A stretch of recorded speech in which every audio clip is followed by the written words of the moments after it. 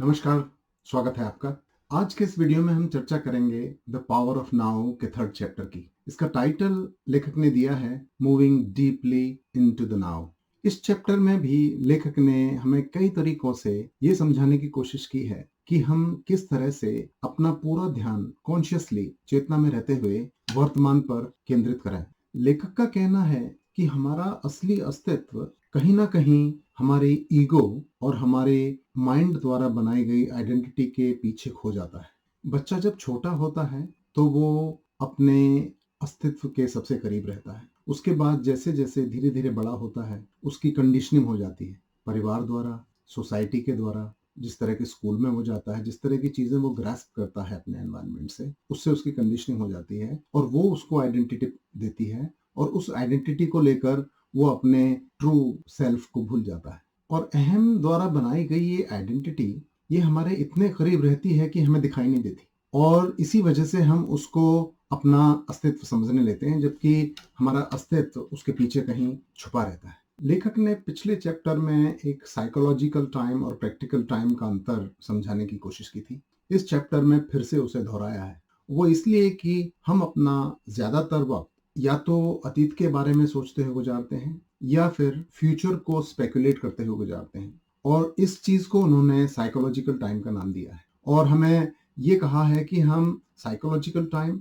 और जो actual time है जिसमें कि हम प्लानिंग करते हैं किसी चीज को आगे करने के लिए, उसमें अंतर रखने की सलाह दी है। उन्होंने बार बार इस बात पर जोर दिया है कि हम जितना हो सके प्रेजेंट मोमेंट में अपनी अवेयरनेस को रखते हुए जो भी काम हम वर्तमान में कर रहे हैं उस पर अपना पूरा ध्यान केंद्रित करें। उनका कहना है कि अतीत के बारे में सोचने से कुछ होने वाला नहीं है, क्योंकि अतीत को हम बदल नहीं सकते, और फ्यूचर को जब हम खाली स्पेकुलेट करते हैं, उसके बारे में निरंतर सोचते रहते हैं, तो उससे भी कोई फायदा नहीं रहता। असल में कोई भी काम सिर्फ वर्तमान में ही हो सकता है, तो इसलिए उन्होंने अपना पूरा ध्यान वर्तमान पे केंद्रित करने के लिए कहा है। क्योंकि ये किताब क्वेश्चन आंसर के फॉर्मेट में लिखी गई है, तो इसमें एक बहुत बढ़िया प्रश्न उठाया है।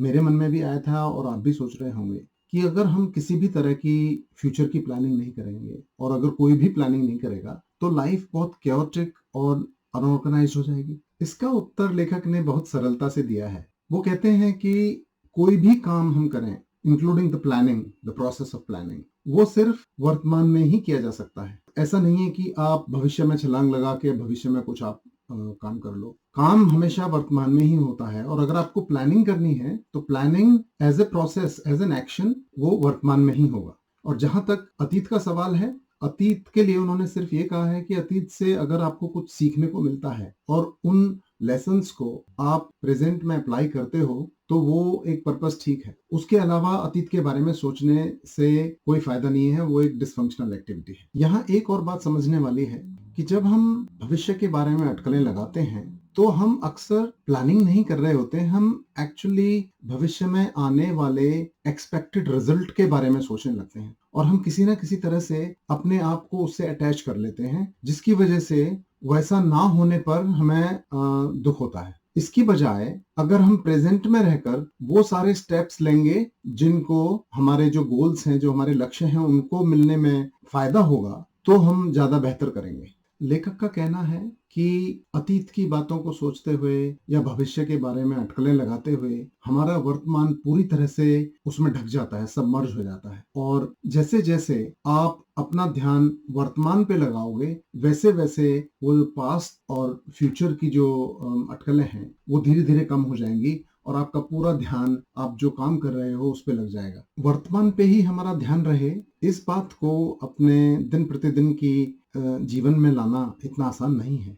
इसको निरंतर आपको कॉन्शियस रहते हुए प्रैक्टिस करनी पड़ेगी और धीरे धीरे जो रेशियो है टाइम का वो चेंज होगा। पास्ट और फ्यूचर से हटा के प्रेजेंट पे फोकस कर पाएंगे। ये करने के लिए बहुत जरूरी है कि हम अपने माइंड को निरंतर ऑब्जर्व करते रहें, क्योंकि माइंड हमेशा प्रेजेंट को अस्वीकार करता है। वो हमेशा या तो पास्ट में या तो फ्यूचर में चला जाना चाहता है। एक और बात जो हमें वर्तमान से भटकाती है वो है भविष्य में जो भी हमने लक्ष्य रखे हैं उनको पाने की लालसा। तो होता यह है कि हम जो स्टेप्स हमें आज लेने हैं उन लक्ष्यों तक पहुंचने के लिए, उन पर ध्यान लगाने के बजाय हम सिर्फ लक्ष्य को ही देखते रहते हैं और इससे होता यह है कि ध्यान भटकने से हम वो काम नहीं कर पाते हैं जो जरूरी है उस लक्ष्य तक पहुंचने के लिए, और फिर लक्ष्य ना मिलने पर हम दुखी होते हैं। हमारे वर्तमान में जो काम है हम उन्हीं पर अपना ध्यान लगाएं और उनके परिणामों की चिंता ना करें। इस बात को समझाने के लिए लेखक ने भगवत गीता का सहारा लिया है। गीता को कोट करते हुए उन्होंने